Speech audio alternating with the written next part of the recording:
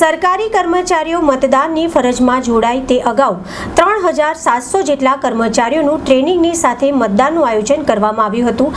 તમામ સરકારી કર્મચારીઓ દ્વારા પોસ્ટલ બેલેટથી મતદાન કર્યું। સરકારી કર્મચારીઓએ પોસ્ટલ બેલેટથી મતદાન કર્યું। વડોદરા લોકસભામાં સમાવિષ્ટ રાવપુરા વિધાનસભામાં મતદાન યોજાયું।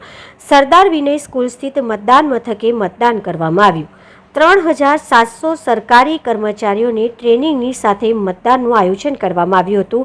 સૌથી વધુ સરકારી કર્મીઓ રાવપુરા વિધાનસભામાં 2 સેશનમાં મતદાન યોજાયું હતું। તમામ કર્મચારી મતદાનની ફરજમાં જોડાય તે અગાઉ પોસ્ટલ બેલેટથી તેઓ દ્વારા મતદાન કરવામાં આવ્યું હતું। રાવપુરા વિધાનસભા ખાતે આજે જે મતદાન અધિકારીઓ છે, પોલિંગ પાર્ટીસ, એમના માટે આજે બીજી તાલીમ અને એ લોકો માટે પોસ્ટલ બેલેટથી જે મતદાન છે એનું આયોજન 144 રાવપુરા વિધાનસભામાં કરવામાં આવ્યું છે। આ મતદાન છે ટોટલ 2 દિવસમાં, આજનો દિવસ અને કાલનો દિવસ, અને 2 સ્લોટમાં કરવામાં આવ્યું છે, જેમાં અત્યારે સવારે 9 થી 12 નો સ્લોટ હતો। એ બધા જ સેશનમાં 300 ની આસપાસ જેટલા મતદાન અધિકારીઓ છે જે પહેલા વોટિંગ કરી રહ્યા છે અને ત્યારબાદ તાલીમ મેળવી રહ્યા છે।